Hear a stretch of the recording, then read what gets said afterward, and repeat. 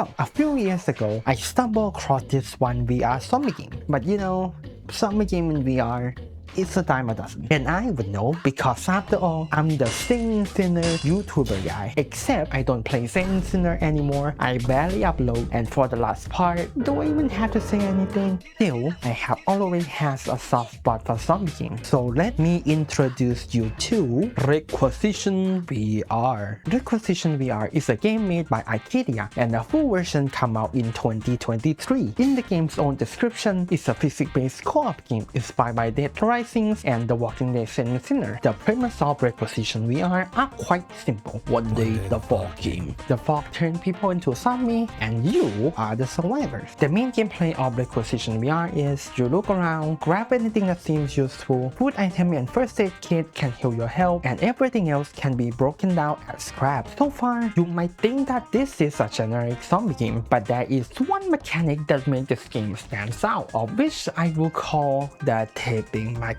Unlike other games with a crafting system where you are only limited to the preset blueprint the game gives you, this game lets you tape anything together and use it as a weapon. I'm not sure what How it works is that when you pick up any object and you hold a button, it will show a bunch of blue dots. Those blue dots are the attachment point. Then, if you stick two objects together, you can tape them up and you will get a brand new, unique zombie killing weapon. And it doesn't stop there. As long as there is a free attachment point, you can just stick more stuff on it as much as you like. Really, I don't think the game ever stops you from going crazy with it. I guess the only limit is that you can only make it so big before it starts getting stuck in the room you are in. But if you don't want to do that, instead of blue dot, some item will grow an outline of object when you hold a button. That's because they are heroic weapons, with such as this game version of preset blueprint that have special effects. All of these do have a limited durability, so in theory, you do have to switch weapon once in a while. Scrap you get from breaking down items can be used at a crafting table to craft either trap or you could build a bomb. There are also guns, just a normal ass guns. All in all, I think that the whole gameplay loop is pretty okay at what they are set out to do. I do have some problems with it, but I will get back to that later. Anyways, this game had 4 game modes: Horde, Deathmatch, and Story mode. The Story mode consists of 5 unique levels. You need to complete the level's objective to win. Let's do a quick rundown and rank them. The entire story revolves around reaching the military bunker in the hopes of supply and possible cure. We make our first stop at the hut, a 2-story house and a shack. The objective is to survive the night. You have to reinforce the house, boarding up windows using wooden scrap, and trapping trap to prepare for the oncoming wave. It's not that special, so I will rank it a light B. Second is the gas station. We have to make a stop there because our bus needs gas and also some repair. This whole mission is just a repetitive gameplay of you doing the objective. The objective attracts zombies and you have to fight it off, all in one small area. Literally just 30 minutes of walking in circle. D tier. Third is town. It's a very big level featuring multiple houses, a survivor camp, and an underground civil area. The objective is to craft bombs so you can blow up the flesh blockade that's in your way, which you can guess will attract zombies, but it's much better than the gas station because you aren't stuck in one place, and it's the only level that plays a unique combat music for some reason. Still, I think this is the most well put together level so far, so I will put this one in A tier. Fourth is farm. This is the mandatory humans are the real monster part of every zombie media. This time we have to find keys to free people from the trap within Cannibal Farm. This is the only level that has human NPC. They don't do anything but follow you around until you escort them to the bus. Just nobody tell this cannibal survivor that I eat an entire human worth of body parts for help. This level is the second biggest level after town. The zombie will infinitely spawn, so it can get pretty annoying, and one of the key placement is pretty bullshit. So C tier. And the last mission is the bunker. You find a hidden passage underground, but it's filled with toxic spore, so you need to either cover your mouth or fire a gas mask. You need to find radio part as well as some sample for the cure. This is worse than a farm mission in terms of infinite zombie because it's in a smaller location and zombies can spawn really close to you. Also, the entire time you will be hearing this heart beating sound from wearing the gas mask, which is surprisingly easy to accidentally take off. All in all, pretty annoying, so C tier. The ending is pretty open-ended, but sadly will probably will not be expanded on. Other than the story mode, hard mode is just an endless mode, and there is also deathmatch, which is a PvP mode, but I don't have anyone to play with it, so. You may ask that I said there are 4 game modes, but I only list 3. Why is that? It's because the 4th game mode isn't actually in the full game and only exists in the beta version. It's called a survival mode. If I have to explain, it's kind of like a team PvP objective race. In this game mode, you and everyone else will start in a random parts of the map. Apart from the normal gameplay loop, you also have a hunger bar that ticks down as you explore, so you need to find food in order to not starve to death. The goal is to not be the last team standing, but to be the first to complete the map objective. Dying just causes you to lose all of your stuff and respawn you as a random part of the map, or you can set a spawn point inside houses, which protect you from the occasional toxic gas that fill up the map, making it deadly to go outside, and also buff the zombie as well as respawn them. To be honest, I don't know how to start the objective. It said that I need to find some specific item, but I just cannot find them, so I kind of walk around for like 15 minutes, then give up. It seems like a neat concept, but really lack in polish, which brings me to the bad.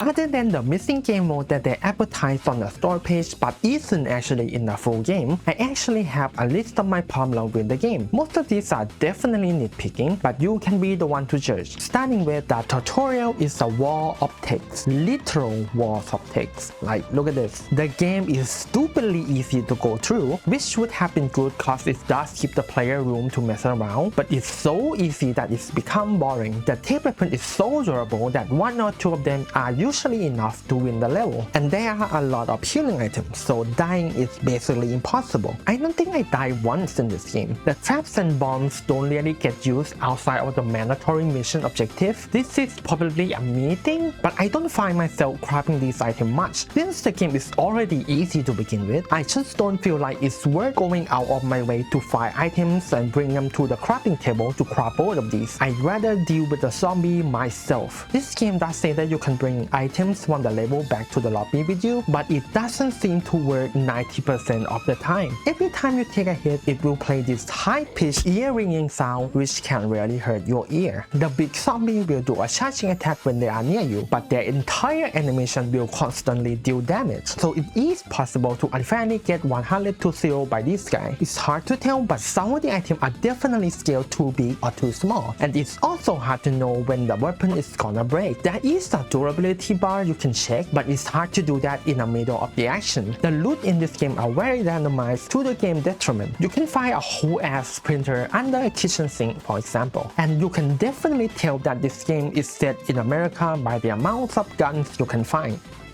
Look at this. 1 gun, 2 guns, 3 guns, 4 guns, 5 guns, 6 guns. This is one house. Literally one house. Speaking about guns, the existence of guns kinda undercut the taping mechanic. While you can strap a knife at the end, you cannot really tape anything on them, so it's basically ignore the main mechanic of the game, and finding ammo for them isn't that hard either, thanks to the randomized loot. But the reason why I don't really use them is because the existence of heroic weapons kinda undercut the guns and the taping mechanic. While it still involves taping, the heroic weapons are very easy to get, cause they usually take at most 3 items to craft, and they can be quite overpowered. While recording the gameplay, I try not to use it exclusively, but like when you can craft a semi-auto shotgun that can hold 20 rounds, why do you even bother taping 2 axes together? You might say that you still need to go scavenging for the required item as well as the ammo. To that, I will say the existence of the vending machine kinda undercut the whole ass game. I didn't talk about it before, but when you're in a level, you will come across a vending machine where you can buy everything from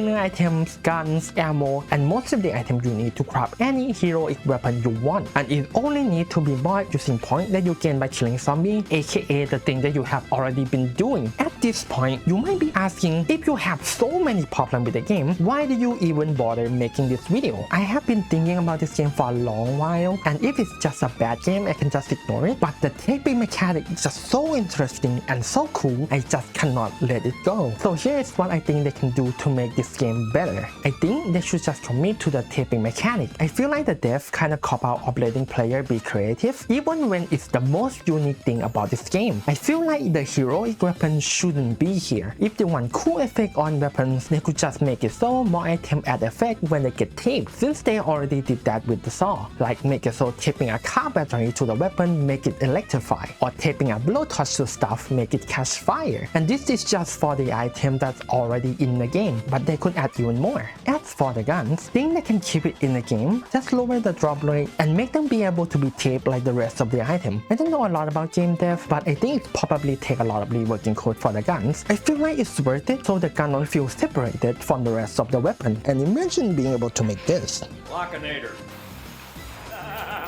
The loot should be less randomized. Make it so the item only spawn in a place where it makes sense to have them. I think they kinda try doing this in the survival mode, but it definitely needs more work. I have a mixed feeling about the vending machine. Maybe it should be removed entirely, or maybe just limit the buying option to just ammo and healing items. And finally, just change the damn damage noise. This game has a very good potential, and it's sad that this game feels so unfinished. But the one last thing you should know is that Requisition VR actually has two versions. The one that I talk about in this video is only the PC version, but there are also the Quest version of the game, which is completely different. It seems to be the more updated version of the two, but I will never know because it's a Quest exclusive extraction shooter. No hate to the dev, but it's just not what I want from this game. I like the game as kind of a Left 4 Dead campaign level, like the PC version already tries to do with the story mode. I just hope that if this video gains enough interest for the game, the dev might give the PC version another chance someday. If you have friends to mess around with, please give this game a try when it goes on sale. I know I did a bad job recommending the game, but it's really interesting, I swear. Either way, that is it for now. I hope you enjoyed this video. Also, for $1 every month, you can get to see this video and any future one early, along with some extra stuff. Other than that, subscribe if you haven't already, and I will see you all later.